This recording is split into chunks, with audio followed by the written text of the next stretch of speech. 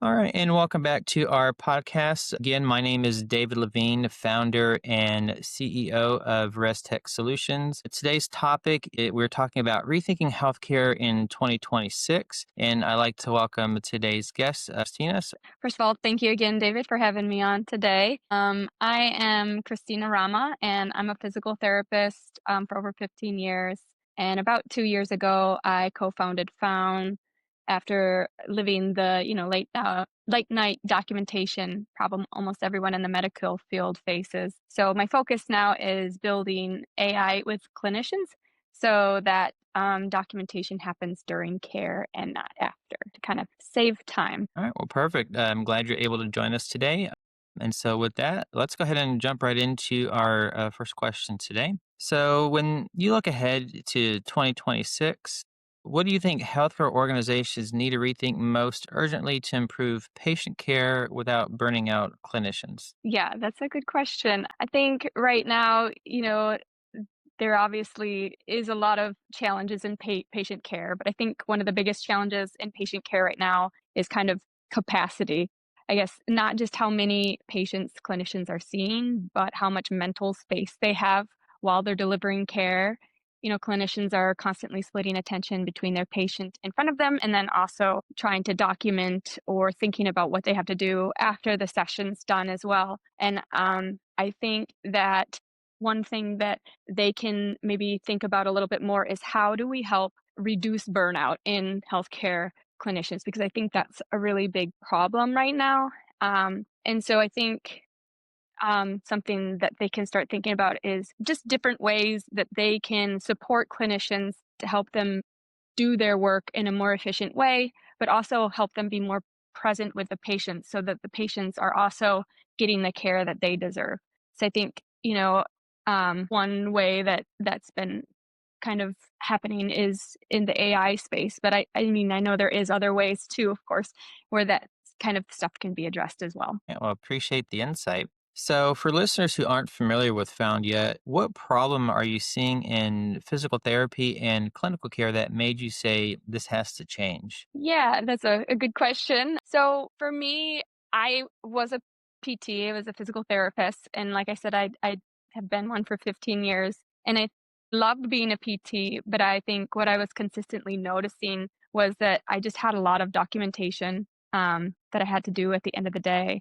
And it was following me into lunches, even weekends sometimes. And, it wasn't just me that was having that problem. I started to notice that a lot of my colleagues and other PTs that I spoke to were having this same issue. And then I started noticing that was a lot of good clinicians and PTs leaving patient care. And it wasn't because they didn't love it, but it was because it just didn't feel sustainable for them anymore. And so it kind of shifted from, I need to get better at notes myself to we need to fix the way documentation actually works. And I think that is the thinking I used to create Found and then our product notation, which is to kind of help a physical therapist finish their note and by the end of the session. So it basically captures everything in real time so they can see it. And then by the end of the note, they just basically review it, sign off, and they're done. So it can be quite a big time saver and also allow them more ability to focus on the patient. Right.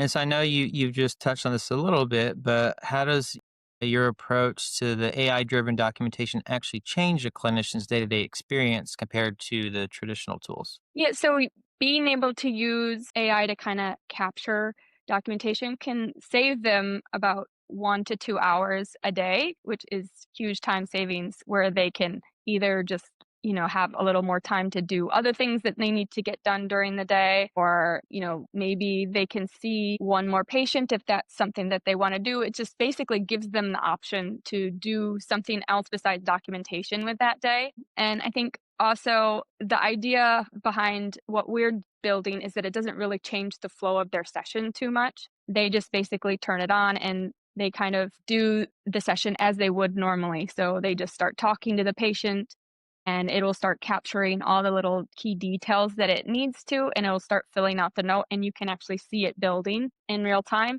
And then in the other sections, the idea is that it would still continue to follow how you would do a session. So in the objective, when you're measuring things, you just simply kind of call out those measurements and it'll place it in the tables for you, and then it will generate the assessment and plan based on what you have captured in the subjective and objective. So the idea is that it doesn't change too much of their flow for patient care, but it also gives them time back that they can use however they want to. Perfect. And as Found continues to grow, what's been the biggest operational or technical challenge in scaling a healthcare focused technology company? Yeah, I would say the biggest one is that getting into the healthcare space is not easy if you haven't been in it for a long time. And that is understandable because clinicians in general are skeptical, and that is what we are taught to be. So you kind of have to earn trust before they'll adopt you. So I think that's probably the biggest challenge is just getting people to hear about us, be open to trying us, and so we can build that trust. So I think it'll be a matter of time in the space, but I think that seems to be the biggest hurdle that we've run into this far. Awesome. And kind of transitioning a little bit, what do you personally enjoy most about your role today, especially balancing being both clinician and healthcare technology founder? Yeah, I think what I really enjoy is that I I have a passion for what I do. I love physical therapy and I know that we can help so many people and I also know that we a lot of people have been leaving physical therapy. So I don't want that to happen. So I love that I am on a path to helping people stay in something that they love so that it feels more sustainable to them. I also have kind of enjoyed learning new things about AI and because it's such a big hot word right now in everywhere, not just healthcare. So I think it's been kind of fun to also learn a lot more that I might not have learned or understood as much of in just patient care. So I think it gives me the chance to kind of grow as a person as well, which is nice. All right. Awesome. So I want to kind of touch a little bit about more about the AI and the security front because I know from a lot of conversations I've had that's Mhm. very much a concern for a lot of folks. So currently with AI, patient data and clinical workflows becoming more interconnected, how are you currently thinking about data protection and security at Found? Yeah, at Found, we've built our tool with HIPAA and SOC 2 compliance from day one. So everything that is captured is being done within the rules for those two things. I think the other thing that we've really made sure to do is that our platform, any information that we capture stays within our ecosystem. It never goes off into another cloud. And I know that some other AI dictation or scribes or real-time assistants like we are will send their information off to you know Google or ChatGPT and because they've just kind of put their own wrapper on it. Whereas we've built our own LLM. So everything can stay in our ecosystem, which also makes it more safe.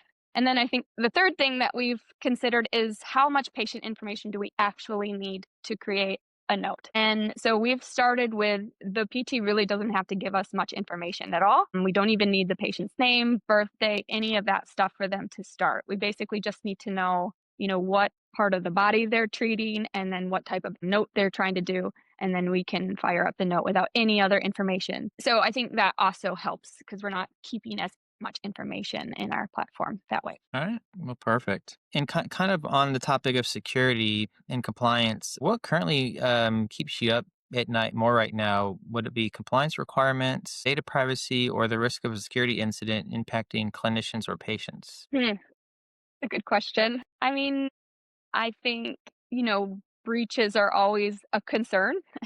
And with AI and things getting a little smarter, then that could be a risk. But we're always trying to stay ahead of that.